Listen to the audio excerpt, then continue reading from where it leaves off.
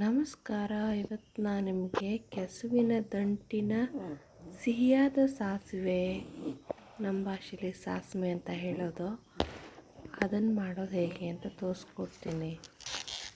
ಈ ಕರಿ ಕೆಸುವಿನ ದಂಟನ್ನು ಈ ರೀತಿಯಾಗಿ ಕಟ್ ಮಾಡ್ಕೊತಾ ಇದ್ದೀನಿ. ಇದನ್ನು ತೆಗೆದುಕೊಂಡು ಹೋಗಿ ಅದರ ಎಲೆನ ತೆಗೆದು ಚೆನ್ನಾಗಿ ತೊಳೆದು ಒಂದಿನ ಬಿಟ್ಟರೆ ಇದರ ಆ ನಾರು ಮೇಲ್ಗಡೆಯ ಆ ಸಿಪ್ಪೆ ಏನಿದೆಯಲ್ಲ ಅದನ್ನು ಚೆನ್ನಾಗಿ ಬಿಡಿಸ್ಕೊಳ್ಳೋಕೆ ಬರುತ್ತೆ. ಈ ರೀತಿಯಾಗಿ ಒಂದಿನ ಬಿಟ್ಟಿದ್ದಕ್ಕೆ ಈ ರೀತಿಯಾಗಿ ನೋಡಿ ಆ ಮೇಲ್ಗಡೆಯ ನಾರು ಬಿಡಿಸೋಕ್ಕೆ ಬರ್ತಾಯಿದೆ ಎಷ್ಟು ಚೆನ್ನಾಗಿ. ಒಂದಿನ ಬಿಟ್ಟರೆ ಚೆನ್ನಾಗಿ ಬರುತ್ತೆ, ಹಸಿಯಾಗಿದ್ದಾಗ ಬರಲ್ಲ. ಈ ರೀತಿಯಾಗಿ ಎಲ್ಲ ಬಿಡಿಸ್ಕೊಂಡಾದ್ಮೇಲೆ ಒಂದು ಪಾತ್ರೆ ಸ್ವಲ್ಪ ನೀರು ತಗೊಂಡು ಇದನ್ನು ಚಿಕ್ಕ ಚಿಕ್ಕ ಹೋಳುಗಳನ್ನಾಗಿ ಮಾಡ್ಕೊಂಡಿದ್ದೀನಿ.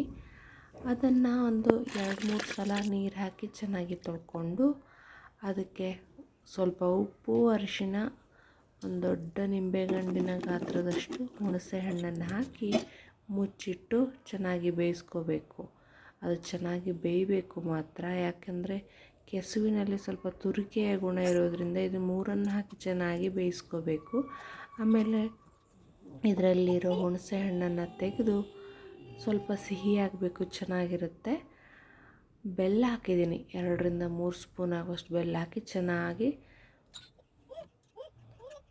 ತಿರುವಿ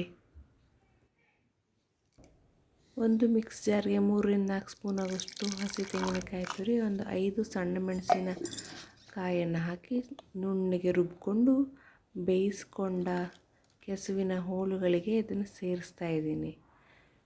ಇದಕ್ಕೆ 2 ಸ್ಪೂನ್ ಆಗೋಷ್ಟು ಗಟ್ಟಿ ಮೊಸರು, ದೊಡ್ಡ ಸ್ಪೂನ್ ಆಗೋಷ್ಟು ಗಟ್ಟಿ ಮೊಸರು ಹಾಕಿ ಮಿಕ್ಸ್ ಮಾಡಿ ರುಚಿ ರುಚಿಯಾದ ಕೆಸುವಿನ ದಂಟಿನ ಸಿಹಿಯಾದ ಸಾಸಿವೆ ಸವಿಯಲು ಸಿದ್ಧ. ಯಾವಾಗಲೂ ಒಂದೇ ರೀತಿ ತರಕಾರಿ ಯೂಸ್ ಮಾಡ್ತಾಯಿದ್ರೆ ನಮಗೂ ಕೂಡ ಬೋರ್ ಆಗುತ್ತೆ. ಈ ರೀತಿ ವಿಧ ವಿಧವಾದ ತರಕಾರಿಗಳನ್ನು ಮಾಡ್ತಾಯಿದ್ರೆ ಮನಸ್ಸಿಗೆ ಏನೋ ಒಂಥರ ಖುಷಿ. ಎಲ್ಲ ರೀತಿಯ ಪೌಷ್ಟಿಕಾಂಶಗಳು ಕೂಡ ನಮ್ಮ ದೇಹಕ್ಕೆ ಸೇರುತ್ತೆ. ನೀವು ಕೂಡ ಒಮ್ಮೆ ಮನೆಯಲ್ಲಿ ಟ್ರೈ ಮಾಡಿ ಹೇಗಾಗಿತ್ತು ಅಂತ ಕಮೆಂಟ್ ಮೂಲಕ ತಿಳಿಸಿ.